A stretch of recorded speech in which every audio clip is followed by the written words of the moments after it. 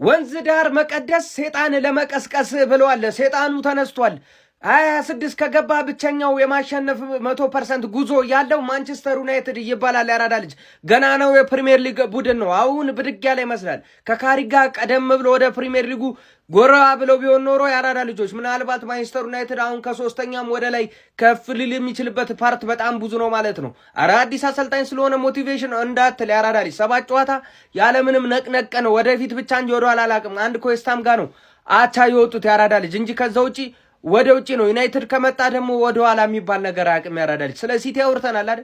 ሲቲ ላይ ከሆነ ነው። ዩናይትድ ደግሞ ከመጣ 1 ዓመት አይደለም 2-3 እንዲህ ነው የሚጎርፈው ነው የምልህ። እና ምናልባት አይታወቅም።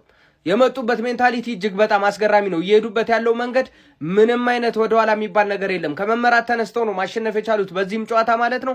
ማንቸስተር ዩናይትድ እና ካሪክ እጅግ በጣም አስገራሚ እንቅስቃሴ ላይ ናቸው። እስቲ ሀሳብ አስተያየታችሁን ኮሜንት ላይ አስቀምጡ። አዳዲስ ሰዎች ፎሎ በማድረግ ተቀላቀሉ። በደም ሼር ኮፕሊንግ መደረግ እንዳይረሳ። ይመቻችሁ።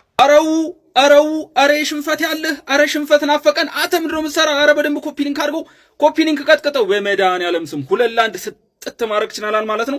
ጥግ ድረስ እንችላለን ብራዘሪ። እና ለዚህ ሰውዬ እኔ ቃል የለኝም። ገብቷል አይደለ? እና ደግሞ መጨረሻ ደቂቃ ላይ የሳትናቸው ኳሶች እኔ እየተመራን ቢሆን ኖሮ እኔ በጣም በቃ እድለቢስ ነንል ነበረ። መጨረሻ ሰዓት የሳትነው ኳስ 5 እናገባ ነበረ። ገብቷል አይደለ? አሁን እኮ አሸነፍን አላሸነፍን አይደለም፣ ለምን ጎል አነሰን ብለን ነው የምንናደድ። ገብቷል አይደል? እና በደንብ ኮፒሊንክ ቀጥቀጠው ምናምን ቅጥቅጥን ያደርግናችሁ ብራዘር። እና ቀይ ምክንያት ደግሞ አገኛችሁ፣ ቀያየላችሁ ምናምን እንደዛ ስለሆነ ያሸነፋችሁ ምናምን ለፍልፉ ይመቻል። የፈረስ ስብስብ ማለት ክርስቲያን ፓላስ ነው። የምን በርንሌ ምናምን አይደል መውረድ ያለበት። ይሄ እከካም ደርሶ መልስ ይሰጣል።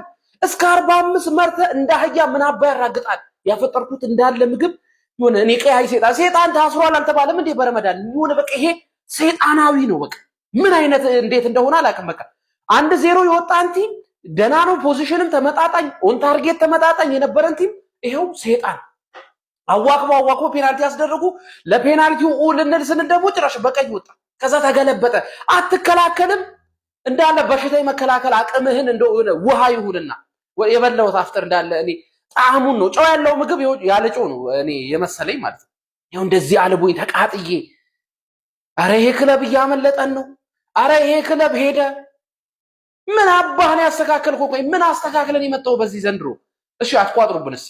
ግባና አውጣው አባቴ። ሃፍ ታይም ላይ ያንን ውጤት አይታ 1-0 ስንመራ ደነፋችሁ። አጸቋማ ምናምን አልክ። ምንድነው አጸቋማ?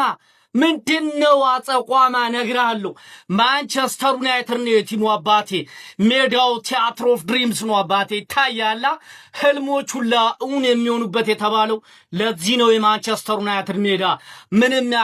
ምንም ያክል አባቴ ማንቸስተር ዩናይትድ እዚህ ሜዳ ላይ ምንም ነገር ቢሆን አባቴ እንደሚነሳ ማሳያ ነው ይሄ ማንቸስተር ዩናይትድ ማለት ነው።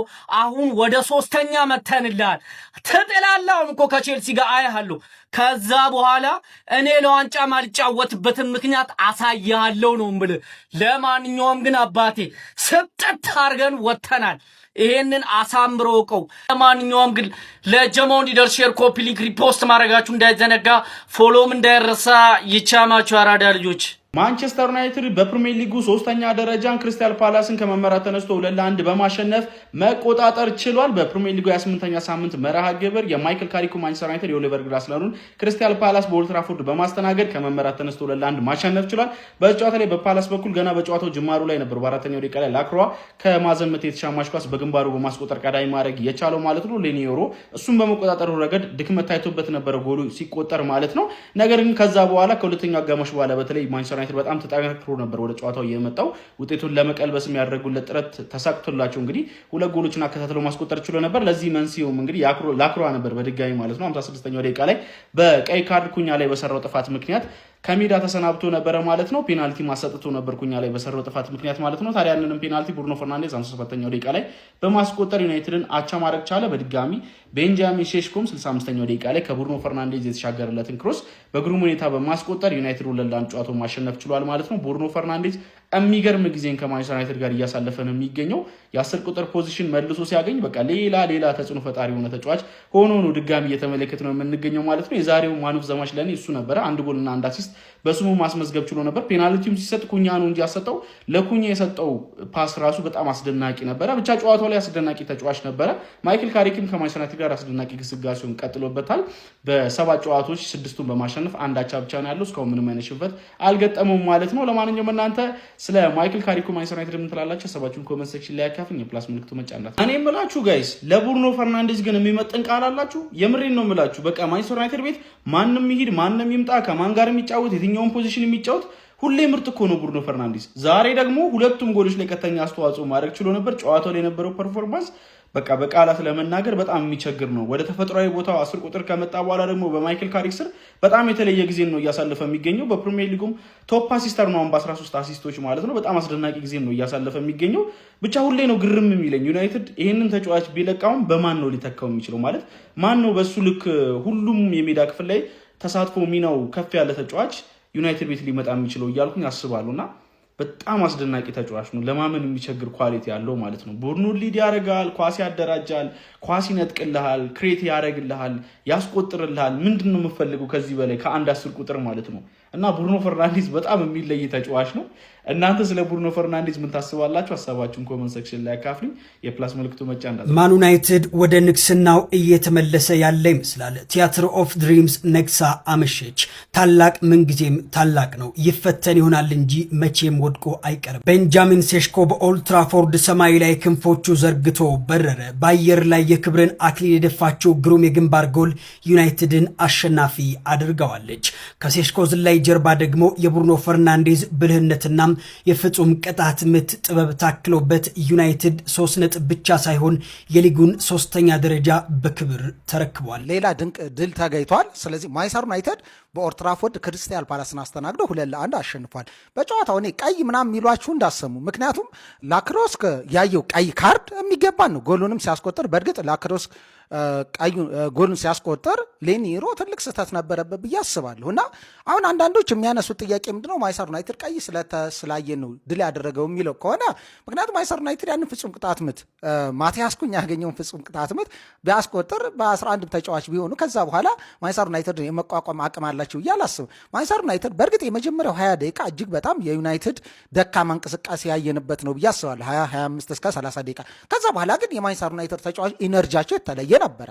ቤንጃሚን ሴሽኮ ላይናፕ ውስጥ እንግዲህ በማይክል ካሪክ ለመጀመሪያ ጊዜ ነው የገባው። በዚህ እንግዲህ ጎል አስቆጥሯል። እጅግ በጣም ሀሪፍ። ያው ቤንጃሚን ሴሽኮ የሚታወቅበት ቁመቱ ጋር እንትን የሚለው የአየር ላይ ኳስ ነው ያስቆጠረው። ይህም ያው ለማንቸስተር ዩናይትድ በጣም ጥሩ ነው። ብሩኖ ፈርናንዴዝ በፍጹም ቅጣት ምት አስቆጥሯል። አሲስት ማድረግ ችሏል። ብሩኖ ፈርናንዴዝ በዚህ የሚቀጥል ከሆነ የኬቨን ድብሮይን አሲስት 20 አሲስት በአንድ ሲዝን ከፍተኛ አሲስት የመስበር ድል አለው። 13ኛ አሲስቱን አድርጓል። ከዚህ በኋላ 7 አሲስት ነው የሚጠበቅበት እና በጣም ለማንቸስተር ዩናይትድ ተጫዋች ድንቅ ምሽት ነበረ።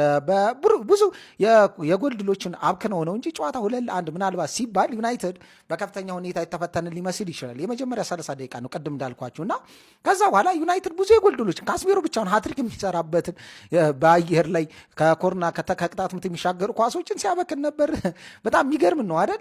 ሃትሪክ መስራት የሚችልበት ነው። ግን ማቲያስ ኩኛ የዛሬው ጨዋታ ለእኔ የጨዋታ ኮከብ ማቲያስ ኩኛ ነው። ምናልባት ብሩኖ ፈርናንዴዝ ሊመርጡት ይችላል። ለእኔ ግን የጨዋታ ኮከብ ማቲያስ ኩኛ ነው። እጅግ በጣም ድንቅ ምሽት ነው።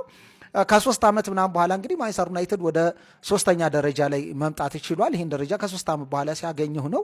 ይሄ በጣም የሚገርም ነው። በ2026 ያተሸነፈ ብቸኛ ክለብ ነው ዩናይትድ።